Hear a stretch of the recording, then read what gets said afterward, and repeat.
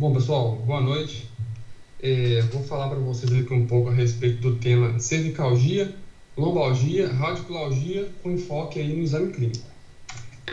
Bom, vou começar com uma contextualização, tá? Bem breve aqui. A lombalgia é tida como a segunda maior causa de incapacidade em pessoas menores de 45 anos, sendo a segunda causa mais comum de procura aí de atendimento médico, de modo geral. Ela é tida como a segunda maior causa de perda de tempo de trabalho, e em casos das lombalgias subagudas, né, ou seja, acima de 6 semanas, a gente tem cerca de 10% dos pacientes evoluindo para esse quadro. E para a lombalgia crônica, apenas 5% dos pacientes chegam a esse quadro. Apenas 1% dos pacientes terão uma radiculopatia de fato, e cerca de 1 a 3% terão um disco lombar herniado aí. Bom, em relação ao quadro clínico, a gente tem que ter uma atenção aos sinais de alarme, né, que são eles que vão nos motivar, né, são assim, indícios de realizar algum exame de imagem, como por exemplo, lombalgia por mais de 4 a 6 semanas, ou um paciente que apresenta uma perda de peso ponderal inexplicada, entre outros, aí não vou citar todos, né, por questão de tempo. Por exemplo, o último, anestesia em cela, ou paciente com continência urinária, perda sensitiva em algum nível, ou uma perda motora progressiva, né? Então, são todos esses sinais de alarme que nos motivam a realizar um exame de imagem para esse paciente. Ainda em quadro clínico, em relação ao exame físico, a gente tem avaliação motora e sensitiva, né? Na avaliação motora, a gente tem que nos ater a alguns dados, como por exemplo esse aqui, ó. Uma fraqueza na dorsiflexão do tornozelo e do hálux sugere para a gente aí algum acometimento em L5, podendo também ter uma participação menor aí em L4. Em relação ao reflexo de Aquiles, quando ele encontra-se diminuído, a gente pensa em alguma disfunção em S1. E em relação à avaliação sensitiva, se a gente tiver uma diminuição na parte sensitiva em malelo medial e parte medial do pé, a gente pensa em um acometimento aí de raiz nervosa de L4. Se essa diminuição ocorre no dorso do pé, a gente pensa em L5, e em malelo lateral e pé lateral, a gente pensa em S1. Em relação à radiculopatia, no Greenberg, ele citou um estudo referente aos pacientes que procuram ambulatório de neurocirurgia por uma radiculalgia. Cerca de 28% desses pacientes tiveram algum tipo de perda motora, 45% algum distúrbio sensorial e cerca de 51%, né, mais da metade, tiveram alguma alteração em algum reflexo. A queixa básica desses pacientes, né, nesse estudo, era uma dor ou uma alteração sensitiva em determinado dermato, né, relativa àquela raiz nervosa, e das hernias de disco, a principal causa, né, seria a ciatalgia, né? Isso foi citado dentro do contexto lá da radiculopatia. Vale destacar um diagnóstico considerado uma emergência médica, né, que seria a síndrome da cauda equina. Ela pode ocorrer principalmente nas hernias discais maciças, que a gente encontra sintomas típicos como anestesia em cela e retenção urinária. Em relação aos reflexos, a gente tem dois principais reflexos a ressaltar na parte lombar e início aí de sacral, né, que é L4, que é o reflexo patelar, e L5, e S1, que é o reflexo de Aquiles, né? Os movimentos aí que a gente avalia seria a dorsiflexão do tornozelo e a flexão do tornozelo, né, respectivamente. Em relação às manobras, coloquei essa imagem para explicar as 3 manobras, que é a Laseg, Bragard e manobra de teste de campo. Laseg, que é o que a gente mais usa, né, usa com mais frequência. O paciente aí em decúbito dorsal faz a flexão do quadril com o joelho estendido. Se o paciente referir dor entre 35 a 70 graus, indica-se aí a positividade do teste. Caso essa dor seja com menos de 35 graus, ou às vezes mais que 35 graus, a gente pensa em outros diagnósticos, né? Patologias do quadril, como eu coloquei aí, contratura de disco tibial, enfim, né, outras causas que não compressão de nervo, né? Em relação ao teste de Bragard, é o seguinte: você vai fazer a mesma manobra do Laseg, você vai vir descendo a perna do paciente, Quando o paciente referir e melhora, você faz uma dorsiflexão forçada, né? E se o paciente referir dor, aí seria um Bragard positivo. Então, a LASEG volta até o paciente referir melhora e você faz a dorsiflexão do tornozelo. O paciente referiu dor, então seria teste Bragard positivo. Em relação ao teste de CRAM, é por isso que eu usei a mesma imagem, você vai fazer o mesmo movimento, o paciente também decúbito dorsal, só que você já vai iniciar esse LASEG, entre aspas, com o tornozelo dorsifletido. Você já faz a dorsiflexão e faz e eleva o membro. Se o paciente referir dor, também seria o teste de CRAM positivo, certo? Em relação ao teste de Gansley, nós vamos posicionar o paciente da forma como está na foto, né? Eu não vou explicar muito a fundo o posicionamento para não perder aqui muito tempo, a foto vai ajudar a gente nisso. Você vai colocar um dos membros rente à mesa e o outro membro com o quadril e o joelho fletidos. Então você vai fazer esse movimento conforme a seta. Se o paciente referir dor na articulação, a gente pensa aí uma sacroileite, enfim, patologias do quadril e patologias sacroilíacas, né? Eles servem para nos guiar em patologias da nossa área, patologias da nossa abordagem, né? E patologias ortopédicas, como por exemplo o quadril, etc. Teste de Fabry, né? Até que a gente já viu algumas vezes fazendo no ambulatório, até fiz algumas vezes também, que você faz aí uma flexão do joelho, coloca o pé do paciente no joelho contralateral, estabiliza o quadril e promove essa força conforme está na seta aí. Se o paciente referir dor, né, sugere também alguma patologia do quadril. Nesse caso aí, seria uma rotação externa, diferente aqui do Fadura, que seria uma rotação interna. Que você vai fletir o quadril também. Essa manobra de Fadura vai se assemelhar a um dos testes que a gente vai fazer lá no síndrome do pé caído. Eu vou chegar mais para frente. Então, o Fadura também é a mesma coisa, né? Você vai pôr o paciente nessa posição aí da foto e vai nos dizer a respeito da possibilidade de ser alguma patologia do quadril e não alguma patologia da nossa área propriamente. Em relação ao teste de Schober, né, a gente usa ele mais no contexto da espondilite anquilosante, a gente vai avaliar se tem alguma restrição à flexão anterior da coluna desse paciente. Então a gente vai vai marcar na junção lombosacra, a gente faz uma linha, desenha mesmo, e 10 centímetros acima desse nível, você desenha outra linha. Você pede para o paciente fazer a flexão anterior da coluna, conforme na foto. Se houver uma restrição a essa flexão, a gente vai perceber que a distância entre essas linhas, que antes eram 10 centímetros, vai ficar a menos 15 centímetros, ou seja, você vai ter uma variação menor que 5. Se a variação for maior que 5, a gente considera que é o teste de Schober normal, né? A restrição seria um valor aí menor que 50%, né? Dado que a gente colocou 10 centímetros. Em relação ao teste de Higgs, aí agora o paciente vai ficar em decúbito ventral, você flexiona o joelho e faz aí uma rotação lateralmente, conforme na foto. Ele também vai nos dizer a respeito de patologias do quadril, né? Só que é o seguinte, se esse paciente durante esse movimento referir uma dor de padrão radicular, a gente pode pensar em síndrome piriforme ou uma cetalgia propriamente, né? Agora, se a dor for de caráter mais ortopédico, né, a gente pensa em então uma sacroileite, enfim, patologia do quadril e sacroiliacas, né? Continuando então, o teste 1, você coloca o paciente também em decúbito ventral, você promove a extensão do quadril, com o joelho aí estendido também, e você tenta rotacionar conforme essa foto não dá para ver muito bem, mas você rotaciona também tentando provocar dor para identificar alguma sacroileite também. De alguns diagnósticos diferenciais que a gente tem importantes, ou passar bem rapidamente, né, nessas divisões que a gente tem. A gente tem as condições degenerativas, que seria o foco para a gente nessa aula, né?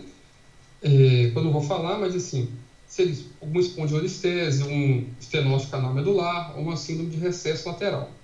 As espondiloartropatias, como por exemplo, uma espondilite anquilosante, uma doença de fagia de acometimento vertebral, a osteite condensante, ela tem um termo que eu não tinha ouvido falar, né, assim como muitos outros, que na verdade assim, é um aumento da densidade óssea em algum local do corpo.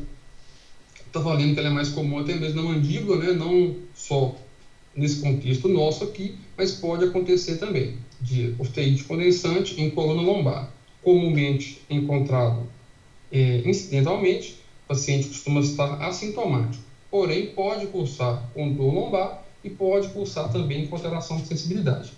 E uma outra divisão que a gente tem aí são as dores com alguma sobreposição psicogênica, né? Que aí a própria é autoexplicativo. Bom, então na síndrome do pé caído, por definição, seria uma fraqueza do músculo tibial anterior, que pode ser acompanhada na fraqueza de músculos tensores longos dos dedos e do hálux, né?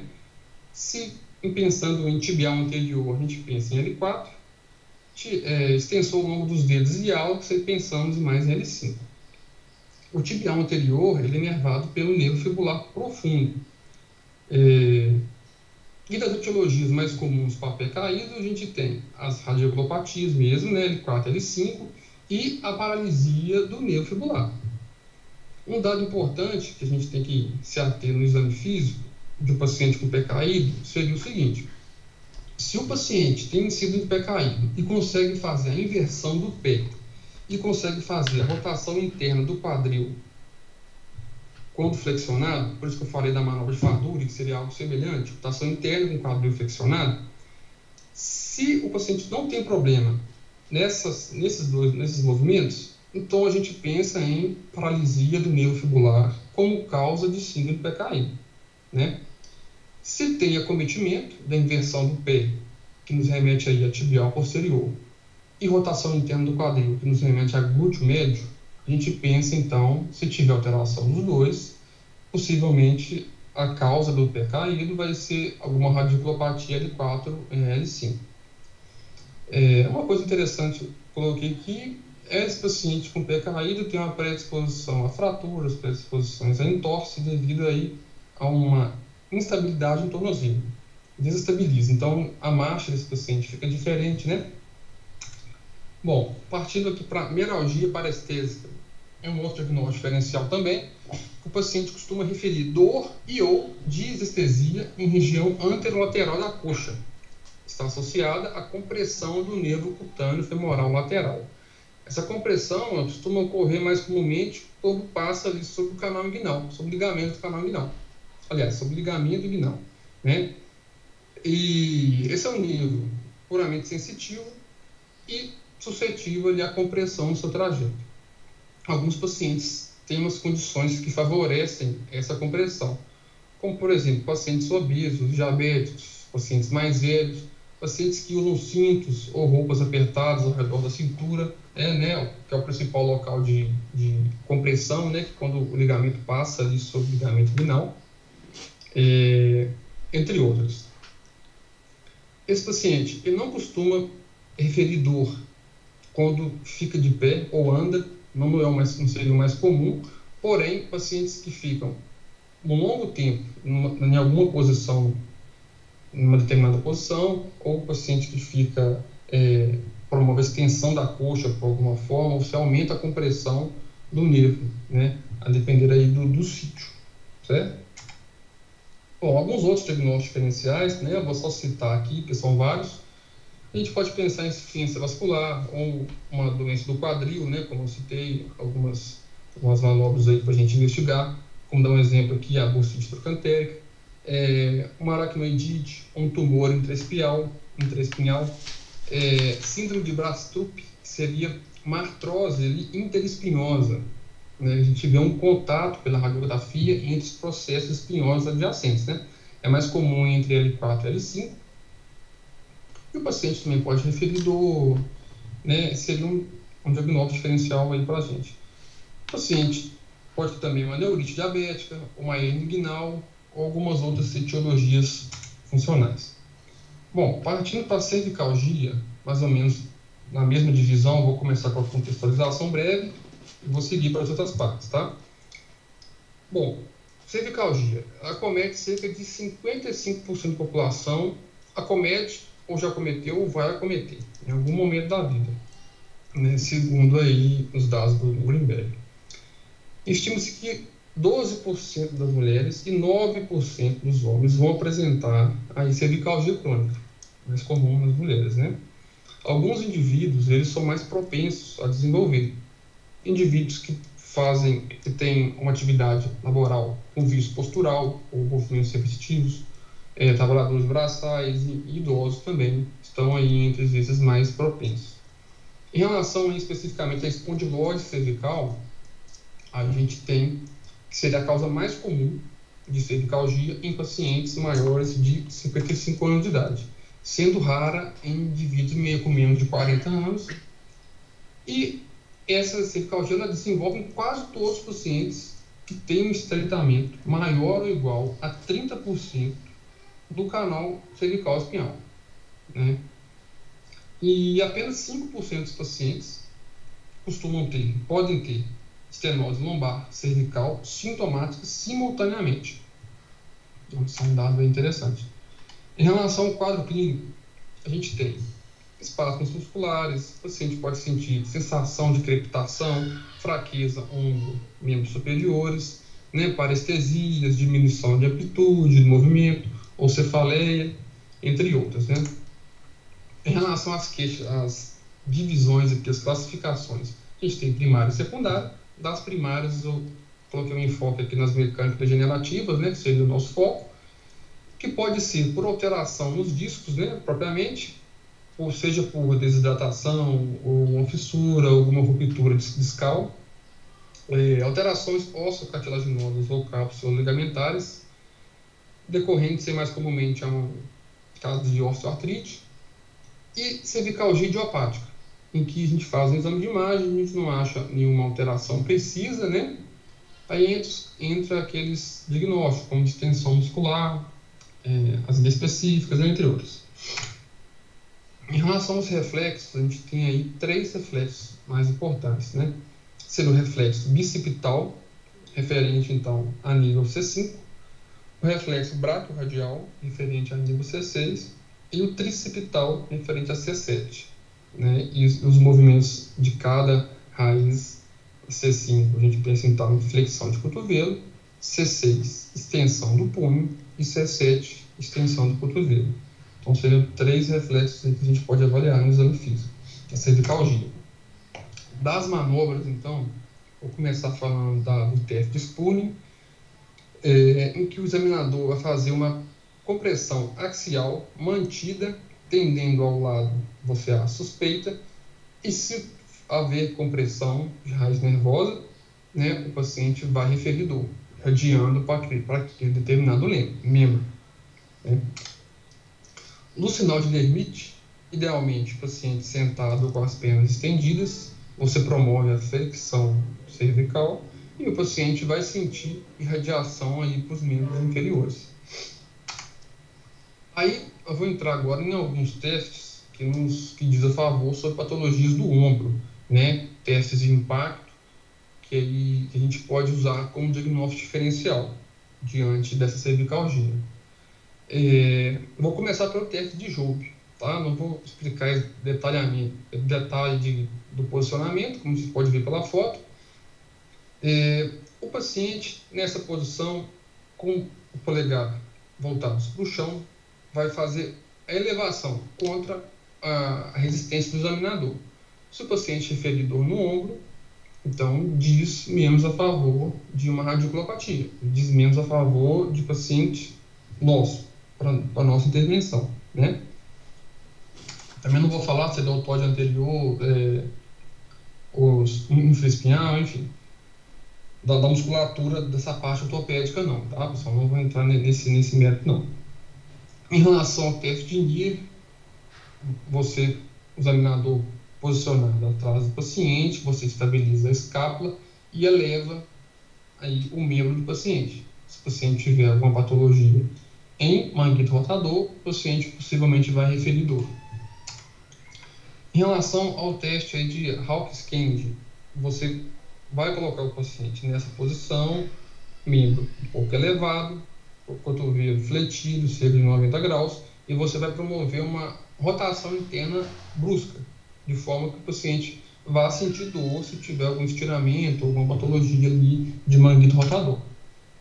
O teste de Okun, você coloca o ombro do paciente, você coloca a mão do paciente no ombro contralateral. A foto está até errada, que o examinador ele vai ter que fazer uma força contra a resistência na parte de cima do cotovelo, pois o paciente vai elevar esse membro. Mesma coisa também, a gente vai perceber patologias do ombro. Bom, em relação a alguns diagnósticos diferenciais, passando aqui bem rapidamente também, a esclerose múltipla seria um deles, caso o foco de desmineralização seja a medula espinhal, né? Ela pode mimetizar aí um quadro de espondilose. Porém, tem quadro de remissões, exacerbações, e é mais comum em pacientes mais jovens, né? Cervicalgia, como eu falei, é mais comum em pacientes mais velhos. Então, aí fica só como um diagnóstico diferencial, algo a se pensar, né? A hernia de disco, como é o que a gente mais vê, pelo menos eu estou vendo bastante, uma hipovitaminose de vitamina de B12, né? Também pode ter relação, pelo menos no Greenberg está descrito como isso, como uma possibilidade. Uma paraplegia espástica hereditária, né? Aí a gente tem que pensar em componente familiar, e também esses diagnósticos aí, um pouco mais raros, a gente pensaria como exclusão, nisso, a possibilidade de outros, né? Em relação aqui a traumático medular, coloquei então aqui a ficha ESA só para ilustrar. Essa ficha, muito cheia de informação, a gente consegue basicamente quantificar se há uma perda motora e sensitiva e qual dermato e qual lado. Então aqui na nossa esquerda a gente percebe a parte motora, a gente dá nota, por exemplo, aqui em C5 a gente dá nota de até 5, né, em caso da força normal, aqui a direita e a esquerda, e nós vamos fazendo isso com todas essas raízes, né, de C5 até T1 e lá embaixo de L2 até S1. Então nós vamos graduando aí a força do paciente. E a parte sensitiva da mesma maneira. Então, só que na verdade não é de 0 a 5, né? Tá aí que é de até 2, né? Então, 0, 1 e 2. Então, tendo aqui esse resultado, a gente interpreta da seguinte maneira. Um paciente Ásia E, como seria o último caso, seria o nosso paciente normal. E o Ásia A seria o contrário, seria o pior aí das possibilidades. E a gente vai graduando baseado em alguns fatores, além disso o percentual dessas pontuações também. Bom, referência, basicamente é isso, né, pessoal? De referência, eu usei o Greenberg, algumas coisas eu tirei no notebook, principalmente descrição das manobras, que eu tive dificuldade de encontrar. Alguns conceitos da revista de neurociência eu peguei também, e alguns artigos avulsos, né, para compor as referências. Beleza, pessoal? É isso aí, obrigado.